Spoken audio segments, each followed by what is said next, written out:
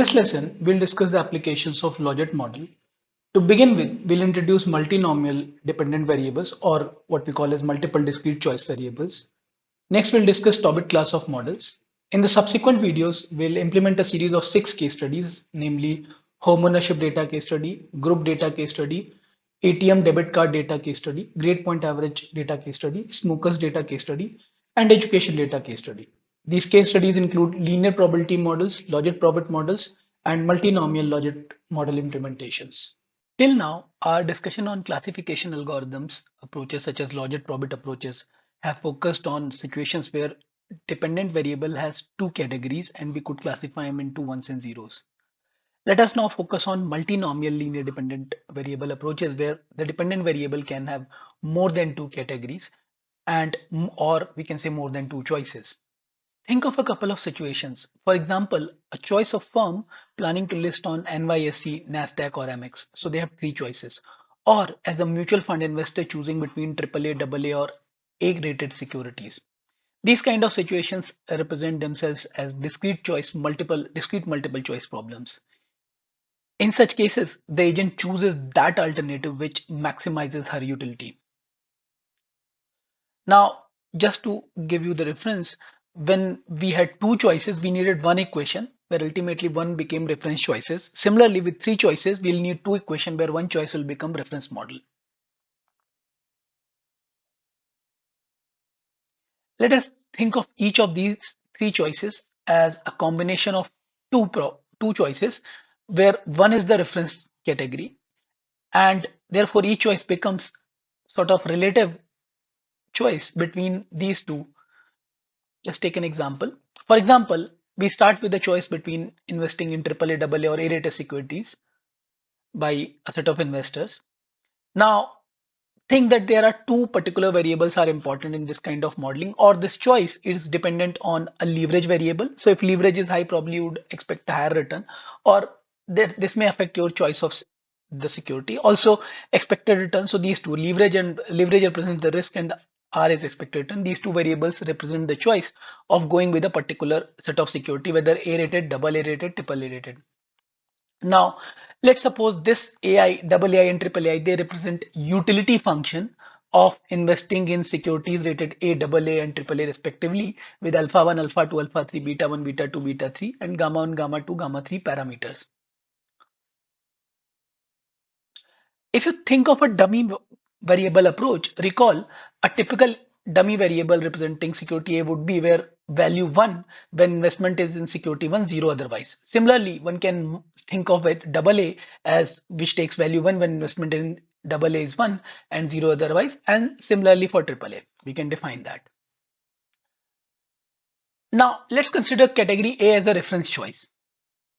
So what we can do is we subtract AA from A to make a equation that captures the essence of both of these, and AAA minus A which can capture the essence of AAA minus A. So we'll get an equation like this. Now, instead of modeling the original utility function AI, think of AI as similar to that Zi variable in the Logit model, where if you recall, probability were modeled in the Logit approach like this, where Zi was the utility function. Think of this AI as utility for investing in AI, AA as investing in AA, and AAA as investing in AAA. Now with the same, in the same vein, I can take the difference and the transformed utility. What is this utility? My preference to invest in AA as compared to A. This is the difference of this beta 1 minus alpha 1 plus beta 2 minus alpha 2 Li. Now this is your transformed Zi function, or rather one can say some, let's call it some kind of utility function Z1. We can also call it, in fact, AA minus AI as a notation for this utility. Similarly, AAA minus A is the difference, this as a Zi function. Now, if these are the transformed revised utility functions, we know how to model them.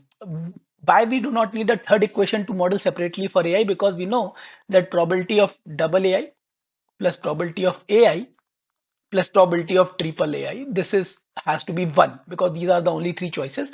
So once two are determined, the third is automatically determined.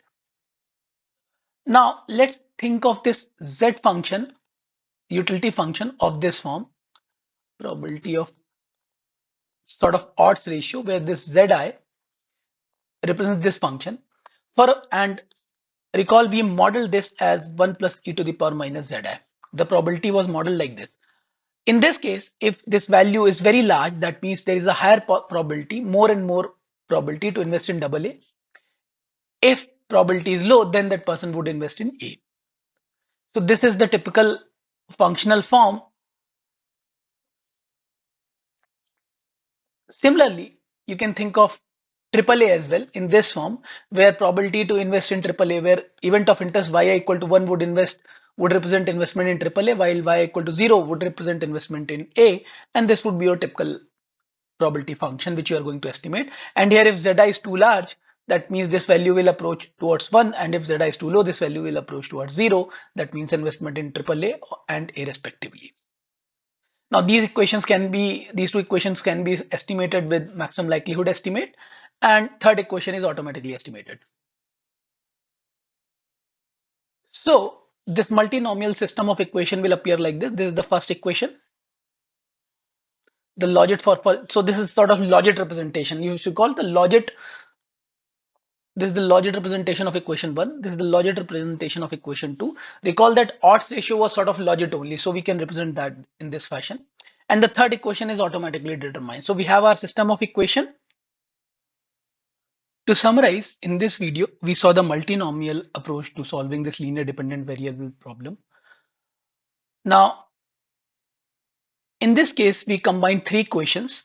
We had three discrete equations, but they were driven by this particular constraint that the sum of all the three probabilities were equal to 1. We could solve two, we could formulate a system of two equations. We solved these two, and with the third, this property, we could obtain the probability for AI. Similarly, one can extend it for the multiple choice case where more than three choices are there. In this video, we'll discuss a very similar approach, similar to logit probit approaches, which is Tobit model. This is often used to model censored kind of models. We'll see what are these models. Many times it may happen that some of the values of the dependent variable are not observed. Take for example, suppose you are somebody who has a lot of income and would like to pay charity. There would be some people whose income is so low that rather than taking charity, rather than giving charity, they would like to take charity. However, taking charity would not be observed, and for all such cases, you have a y value of 0. So if you are trying to model the relationship between charity and income, these observations may not be available. Similarly, think of a firm with dividend payment and relationship with market cap.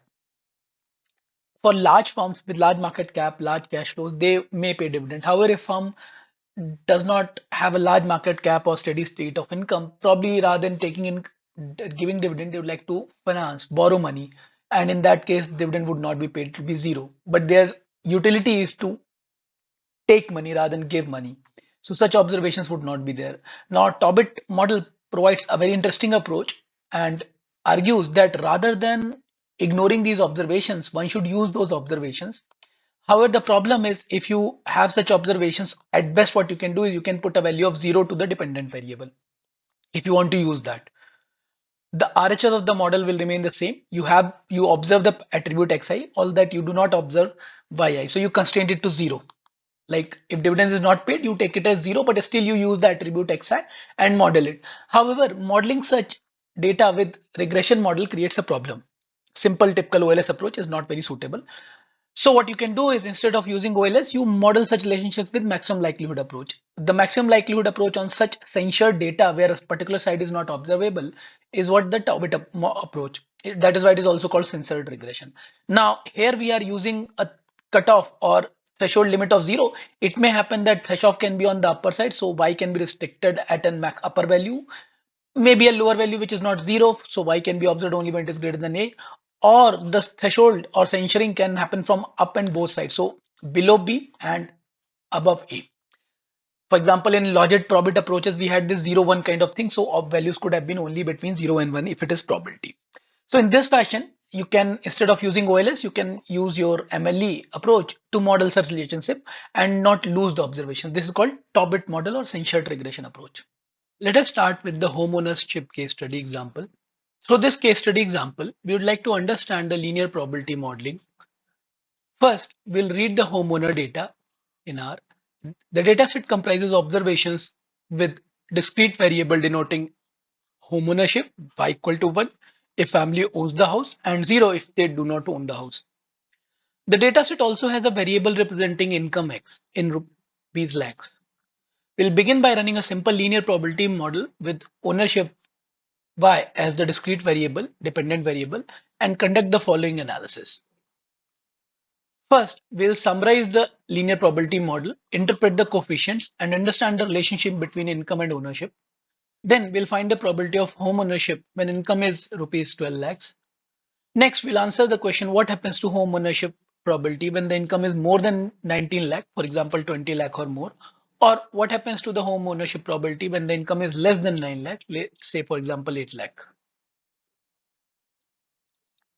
Subsequently, we'll examine the fitted values of the model. These are the probabilities, and we'll assess the model's performance. We'll visualize the residuals to identify issues related to normality and heteroscedasticity.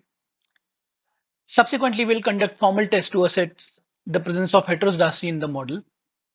We'll conduct weighted least square regression analysis using residuals. Then we'll compare the results with the raw results and those with heteroscedasticity robust standard errors. With this, we'll conclude the case study. From this video, we'll start with our logistic regression exercises. We'll start with the homeownership case data and case execution. So first we'll set the working directory. We'll put the working directory where all our data and required information is. So here it is.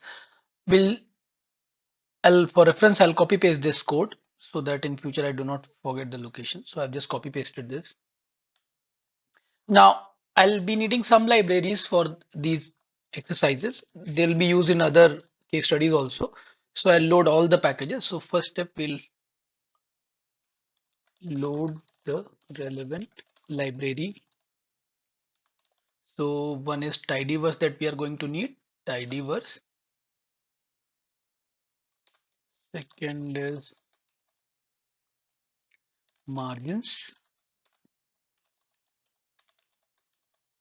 Third is PSCL. These are some of the relevant libraries. I will not use all in the first session, but still they are useful. So we are going to load them. RMS, that is also useful. Now some of these libraries may not be available as installed packages. So I need to install some of them packages. Now I've already installed them, so I can go ahead. After RMS, I will load lmtest. Then Mosaic. Another useful library I'll use is innet.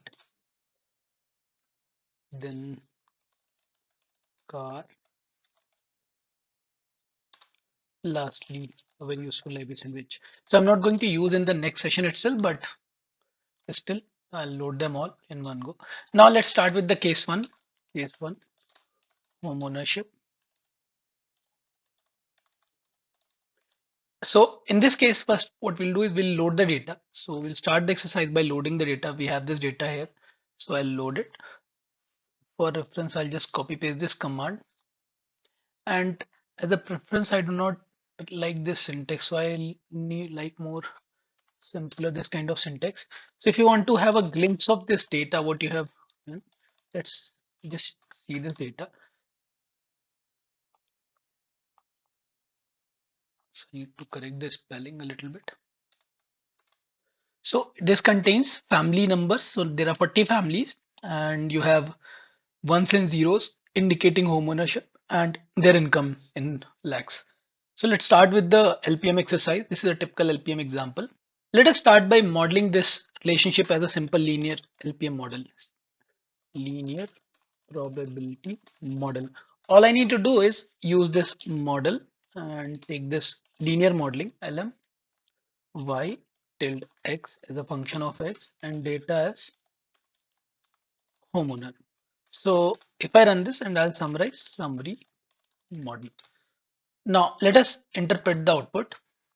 So to begin with, notice this coefficient of minus 0.94569.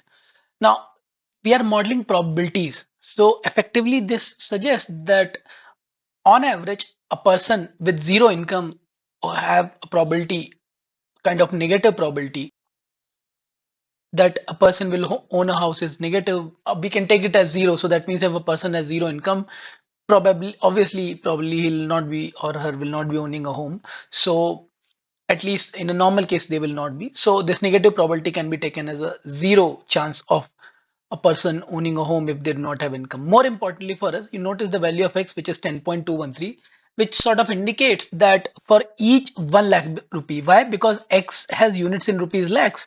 So for each 1 lakh rupee increase in income, the probability that X increases will be 10.21%. Now, if you have gone through the lecture discussion, you'd realize that this is problematic. This probability cannot be fixed.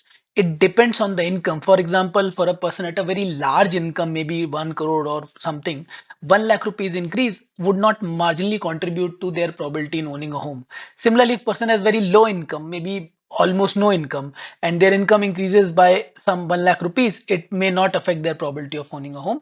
But still, this is our typical linear probability model. So it suggests that for each lakh rupees increase, whatever their increases irrespective of the starting point, for each 1 lakh rupee increase, the probability of home owning increases by 10.21%. That is how we'll interpret this result. In this video, we'll try to answer the question, at different income levels, what is the probability of owning a home? So what if income is 12 lakhs? So if income, let's say income is 12 lakhs, we have this income variable. Now you need model coefficients. So the idea is to use the model coefficients to make these predictions. So you can see we have these first variable is constant number, and plus the second variable is, so you can print it also to check. Yes, it is. Second variable is the slope variable, and this variable we need to multiply with income. So we'll get 27.98. So this tells us that if the income level is 12 lakh, the probability to own the home is 27.98%, or sort of kind of 28%. Similarly, what if income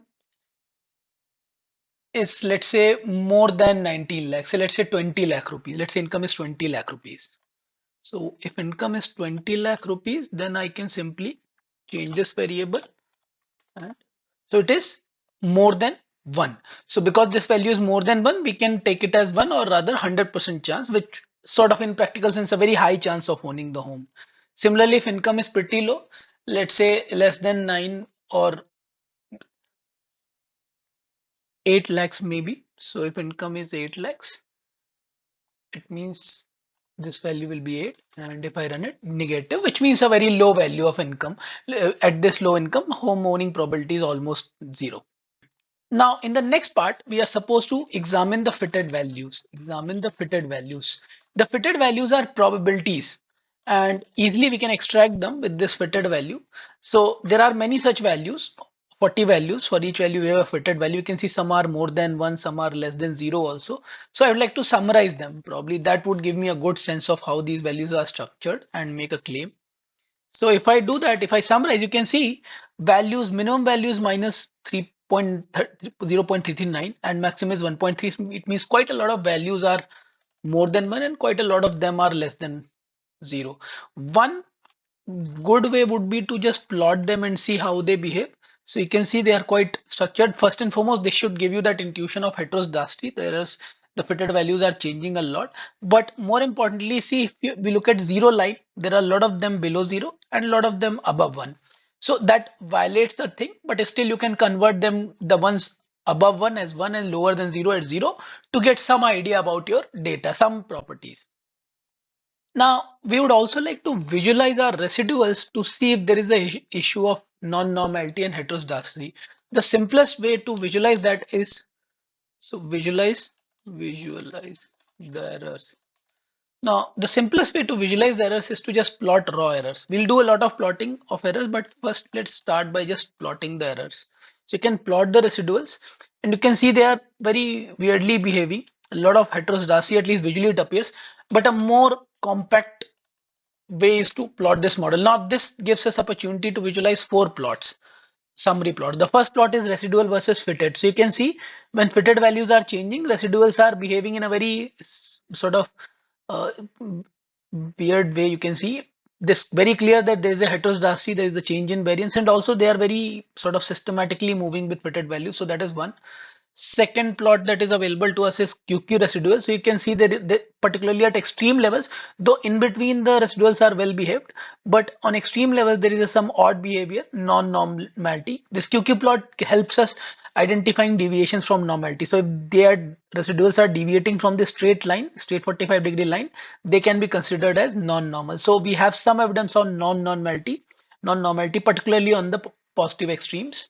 So that is one. Now you have more plots again to help you visualize. For example, the scale location plot again suggests heterogeneity. So we have sufficient evidence of heterogeneity in our data. Although we can conduct some formal test also, there is one test which is called BP test. Now BP test, you can put your model and see if, what does it tell. So BP test, Bruce Pagan test of heterogeneity. Although the test we are not able to reject the this thing. So at least from this test wise we are not able to say, but visually we saw there is some issue related to heterogeneity. Now there are two ways to account for this heterogeneity problem. Account for heterogeneity problem. First and foremost, I can make use of robust standard errors. So that is one way. For let's start with this robust standard error approach. Robust standard error approach. Robust standard errors. Now, all you need to do is you need to apply this CoF test, which is in LM test package, provide your model, and then write the kind of heterogeneity you want to get. So, for example, there is one VCOV HAC. You can read more about these. For example, you can type question mark and read about this approach of correcting standard errors. For example, this is for heterogeneity and autocorrelation consistent standard error matrix. So you can print your coefficient matrix and look at this coefficient matrix t values, and also you can produce the original one. So original one coefficient matrix can be produced like this. You can compare this. So here you are getting p value of t value of 12, and look at the standard error. So that is 1. This is the original value. And now when I apply this CoF test and look at this, let me enlarge this. So you can see this t value has increased and standard error has come down. So that is one thing to be noted. Also, you can change the form of this variance covariance matrix. For example, the another way would be to use pure HC only for heterogeneity, and again just compare it. This is 12.515 for HAC. You have 14 point and this is 0.07, and here also t value is larger. The point that we are trying to make, that when we account for heterogeneity, then standard errors are lower and t values have increased. That means our power of test has increased. So that there was some problem of heterogeneity which was corrected. There's one more approach which is called robust, apart from robust standard errors, one more approach which is called WLS approach. In the WLS approach, you look at the magnitude or standard deviation. So as a standard deviation measure, I'm just using their absolute values. That is also a good way to account for the scale. So all I'm doing, I'm just taking the magnitude, sort of size of my errors, and now I'll be correcting my model. Let's see how. So I'm running my model, but what I'm doing is, first and foremost, I'm transforming my values. I'm adjusting the values, each value. For example, y value here, by this y value, I can divide it by w. What is w? This is size of errors, absolute magnitude of errors. So I'm dividing the y's with corresponding error sizes. And then I need to remove the constant term. Why I'm removing this? Because I can replace this original raw constant with weighted constant. So how to weight? I weight this, I divide 1 by w. So original 1 constant would be now replaced by a value of 1 by w. So that is sorted. Now the last thing I need to do is I need to also divide my x values with w. So with this, the complete thing is there. Now I'll put my data is equal to homeowner, and now I'm good to summarize. So now I'll summarize my, let's call it okay. So rather I should have put it model underscore WLS to differentiate from original model. And but now I will be needed to again create my original model. So before I summarize this, I go to my original model, that is first. Okay, so now, yeah, so now I have summarized that and I'll summarize this WNS for you. So now let's compare. So again, look at the original values 12 and 0.008. Now here see the drastic change, almost 4 times. My standard errors have decreased 4 times, and as a result, my t value has increased significantly. So this way, my model has improved quite a bit. In fact, you look at the adjusted R square, which is a measure of fitness, has increased like anything. So overall, the point is that my model fitness has improved, and which shows that there was a problem of heterogeneity in the data. So such problem, and even adjusted R square is not a good measure of model fitness because this is a typical linear probability model. So we saw some of the issues if I model this 1 0 kind of variable, which was my home ownership variable, which was sort of in the form of probabilities with the help of LPM, which is not a good approach.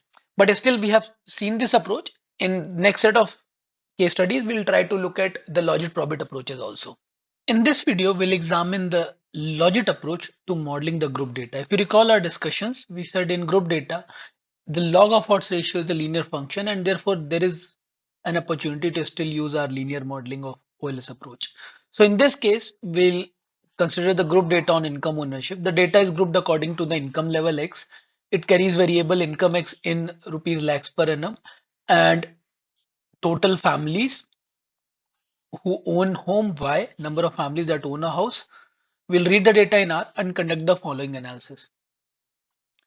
Now construct the logit variable from the given data. So we'll construct the logit, then model in a linear fashion because the log of odds ratio is logit is linear in nature. Then we'll summarize the model, interpret the coefficients to understand the relationship between these variables.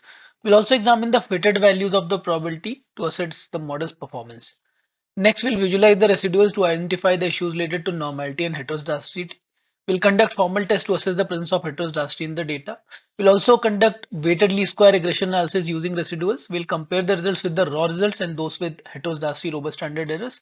We'll also examine the ownership probability when income is 20 and 40 lakh rupees. And with this, we'll conclude the case. From this video onwards, let us start with the grouped data exercise. So this is our part 2. Part 2, group data.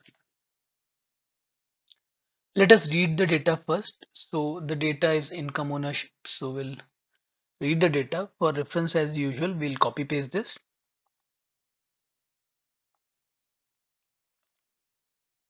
This will be our data. So as a just let me simplify the data. In fact, this is quite a big name for a variable. So income own. So I'll use this data. Now as a just for a picture, I'll just use this glim command to see what is inside. You can see first column is income, which contains the income level in lakhs, then total families, and out of which those who own the home. So this is the data given to us. First and foremost, we need to calculate the probability PI that a family owns a home in a given income category. This is quite simple. We'll use our income ownership data, and in this we will create a probability variable PI, which is nothing but it's very simple. So it's the number of families that own the home. So the way to put it is own. So see, own the value family that are owning the home divided by total family. So it's quite simple.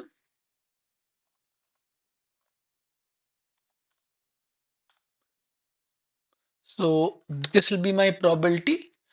And now I want to compute the likelihood, the probability that families own home. So that is, let's call this variable Li, likelihood that families own the home, or odds of family owning the home, log of odds rather, logit function log of odds. So log of odds is simply this value, which is the odds in favor divided by 1 minus odds against. So odds in favor and odds against, that is the odds ratio, and if I take the log of it, it becomes my typical logit function. So these are the values that I have.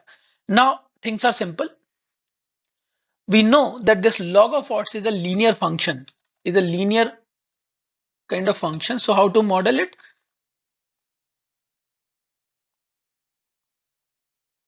So I can model, as we said, this Li is a as a linear function of income. So notice we said that log of odds is a linear function of predictor variables. So we can model it like that. Now data is equal to income ownership model. Now just summary of model. Let's summarize this and we'll interpret the output.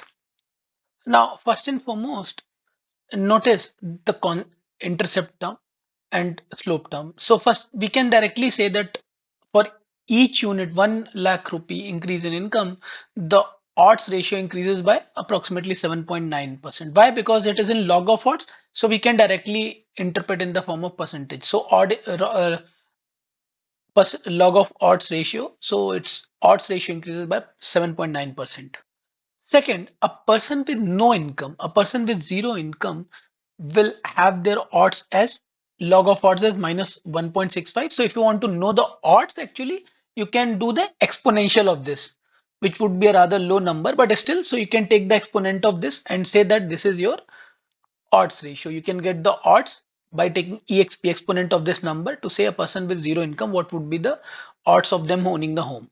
Now that we have interpreted the output, let's try to answer the question, what is the probability of a what is the probability of owning home if income is 20 lakh rupees? The problem here is that we'll get the output in the form of odds ratio. For example, if I apply the typical model dollar coefficients, and first is the intercept term, then and I have decided income as 20. So if I multiply this as 20, what I get is my odds ratio, log of odds ratio rather. Let's call it Li. So this is the log of odds ratio that you're getting. This is not the probability. We have to back calculate probability using this. Let's suppose we consider our probability as Pi.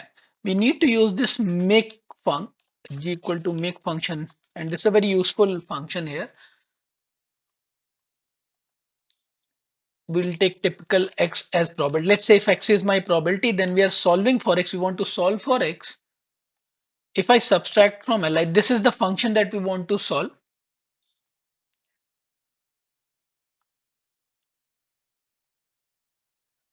And tilde x. So this is the function that we want to solve.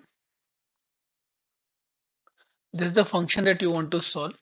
And here you need to find the value of probability Pi for zero. So it is called find zeros. And find zeros for gx, g as a function of x, minus g as a function of x. And we need to provide some guess value. So we'll give a range because we are finding probabilities, so it has to be 0 and 1 in the range of 0 and 1. And let us solve for. So we'll first run this and then this and see if it gives us the solution. So it gives us 0.4812, which means that if a person for with an income of 20 lakh, the probability to own the home is 48.12%. Let's see what happens when this income is 40 lakhs. So let's increase this to 40. So rather use income here. So if I run this, I hope it solves. Yes, 82%, almost 82%. So you can see now you need to convert the likelihood number back to the probability if you want that relationship. Getting likelihood was easier. A simple equation would have given us the likelihood, like likelihood was 1.50, but he had to back calculate it to the probability. To recall, this is not the marginal impact, but if you are, in case you are interested in getting the marginal impact, you need to further use this probability. And if you recall, the marginal impact was beta. The formula was marginal effect in this formula was beta into probability into 1 minus. For Logit function, this was the typical probability. So this is the marginal effect if you are assuming the Logit function. Now, therefore, you need to first use the coefficient, marginal coefficient into 1, 2 into pi into 1 minus pi. So this will give you a typical value, the marginal impact. Now notice this marginal impact is quite less. That is at 20 lakh per unit increase in 1 lakh rupees increases the probability by 1.1%. What if the income is 40? So, oh, I need to, okay, so I need to do is for 20 lakh. So this is 2% actually, close to 2. What if the income levels are pretty high? So let us do that. So here we saw the output is lower. So it shows you that this is the marginal impact. So as the income increases, the marginal effect, the marginal utility of income is lesser and lesser. In this video, we'll start the discussion by analyzing the fitted values of probabilities. So we'll examine the fitted values of probabilities. Now recall, in this kind of model, we are modeling log of odds ratio or the Logit function in the previous video. So what this model gives us, model dollar fitted values, is those log of odds, log of logits, or rather log of odds ratio, which is logit. If you recall, probability in the model pi is nothing but 1 upon 1 plus e to the power minus those logits. So this is the formula which is same as 1 upon 1 plus e to the power minus zi if you recall the function, and this will store our fitted values, probability fitted values. So if I summarize these probabilities from the model, they range from 0.2344 to 0.818. In fact, I can visualize all of them. I'll just print all the values, and you can see all of them are between 0 and 1. So that means our fitted values nicely aligned to the probabilities. In the next step, we would like to visualize the error terms, visualize the errors. To visualize the errors, one simple way is to plot the model. And so let us view the plots. I need to increase the plotting margins. So let me run the command now. So you can see this is residual versus fitted. So you can see quite a lot of heteroscedasticity. I can see QQ residuals, more importantly scale location. So there is some evidence of heteroscedasticity. In fact, I can see here residual versus leverage. So while this plot does not show any major concern, so leverage is not much. So we have visualized the residuals. Let's conduct some formal test. For example, one way to do that is BP test of the model. So we'll conduct the BP test of the model. Okay, so the BP test also does not give any major. There's also something called non-constant variance test that also you can conduct, which may give us a similar result, similar to BP. Here also we find that heteroscedasticity is not a major issue. So heteroscedasticity does not seem to be a very big issue, but still, as the convention goes, requested that we conduct the WLS kind of test, weighted least square, as well as heteroscedasticity consistent testing of the model. So first, what we'll do is we'll use robust standard errors. For that, we need to do coef test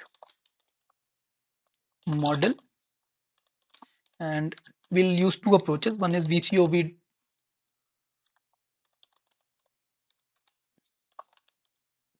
One is this approach.